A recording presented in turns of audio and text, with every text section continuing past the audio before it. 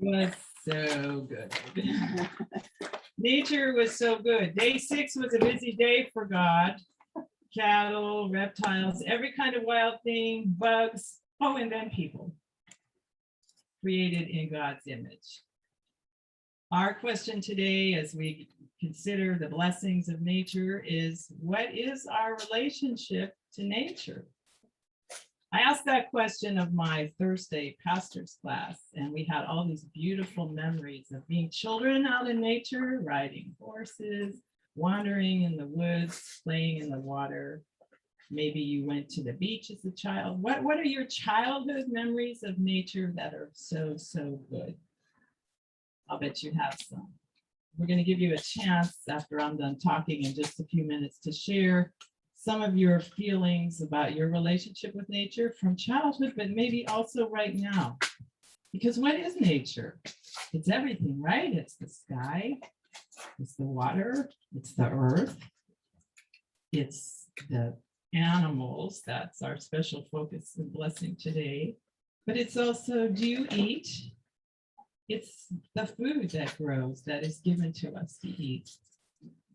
And do you have a body made of minerals? It's the rocks and minerals that are part of us. We eat the vegetables eat the minerals and build their bodies from the forces of nature. And then the animals come along and they can move. They're composed of mineral elements, vegetable elements, and something special, feelings and relationships between each other and among each other.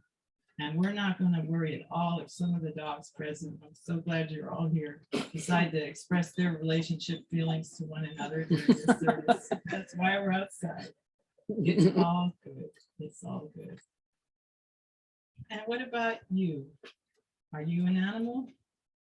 Well, you're more than an animal. We can move, we can eat, we can bask in the sun, we have minerals in our bones. But we're not just our bodies. What's our relationship with the nature that is in our bodies, however? What's your relationship with your body? Is it as good as your relationship with your pet? Do you care for your pet?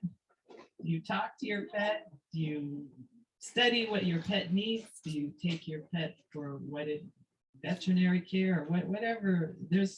I'm not currently a pet owner, but when I was, that was like a whole life, a whole relationship. Those of you who have been pet owners or are pet people know that you have a very active relationship of caring with the nature that you invite into your home. And those pets have a relationship with you. They serve you. They care for you. They teach you things, right? You might want to share a story with what you learned from your dog or your cat or your goldfish. We only have dogs with us today because they're the most human of all the pets, I think. Nature is part of our religious experience too. The people that wrote the poetry of the first chapter of the Bible, Genesis, that we heard earlier, when God creates in days that are really eras or eons, all of the light and the firmament and the waters and the fish and the birds and everything, and finally humans. They were a lot closer to wild nature than you and I are. And so they had more occasion to think about their relationship with nature and how dependent they were on rain and snow and weather, things that we're just realizing how dependent we're on right now. And they understood that they were fellow creatures with a creator who had care for all of creation, had a plan for creation. Unfortunately, the older translations of the Genesis chapter 1 that we heard in the Message version have a mistake in them. It has God saying to the human creatures, be fruitful and multiply and have dominion. You've heard that over the birds of the air and the animals. And we've taken that word dominion in English, and it wasn't an English word originally, it was Hebrew, to mean we could dominate. We could use. Cornell West great African-American preacher who sees the connections between how we treat nature and how we treat one another in our society, calls out our consumer culture as a take, make, waste culture. Of all the creation, humans have the capacity to take from nature and make from nature. And that's not a bad thing. That's one of the things that makes us different from the animals.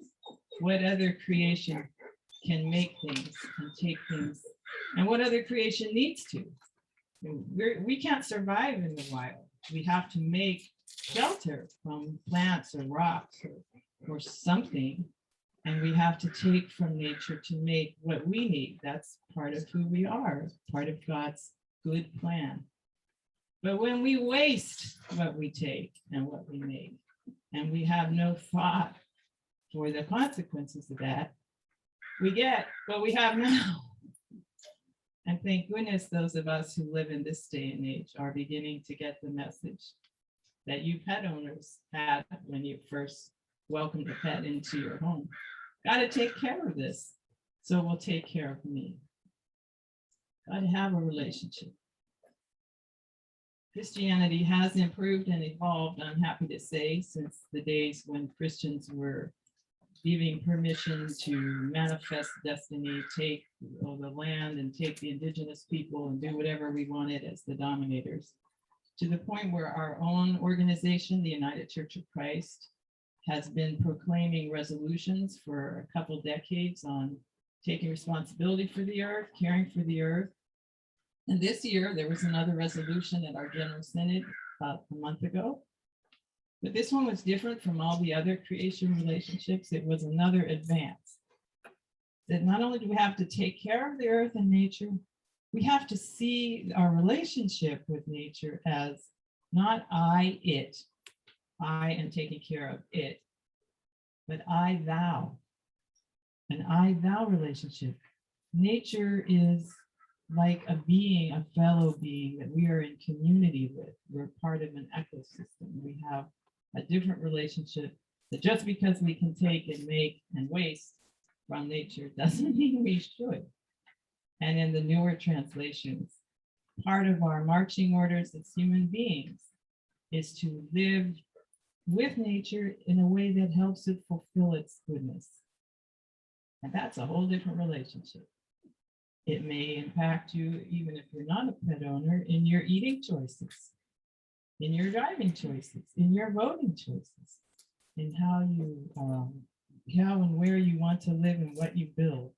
There's so many ways we can adjust and repair our relationship to nature, because the sad fact is we have to, and that's our job now. So for those of you who are interested, this resolution, I printed out a copy. There's lots of suggestions for how you can individually and we can collectively improve and upgrade and repair our relationship with nature. Small things like have worship outside, go to farmers markets, plant gardens, think about what we put on the earth and what we do with our waste. Obvious things and then bigger things, because we're living in a time when our relationship with nature is absolutely critical. So now that I've given you some of the big picture of what nature is and all the different ways we relate to nature as our body, as the animals, the wild and tame, as the river and oceans, what are your own thoughts about your relationship with nature? And one thing that you could adjust, just one tiny step with how you are, how you be with all creatures, great and small. So I'm going to give the physical congregation 5 minutes to just find some people nearby you and just share your name, because we have some new friends here today. And one thing, story or memory or connection or thought about your relationship with nature.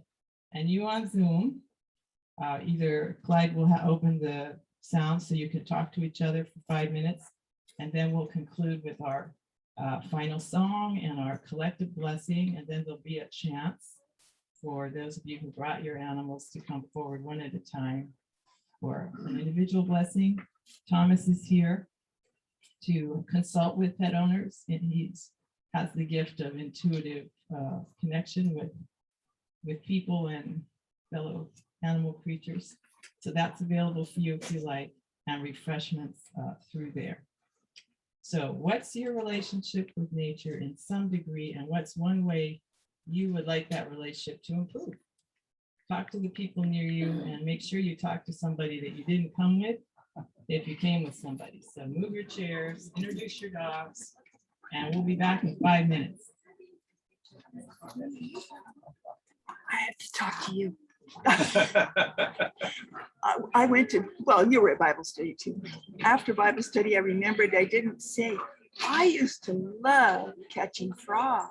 Oh, yeah? We, at night, of course, out in the country where I grew up, the chorus of frogs was magnificent, you know, every summer evening.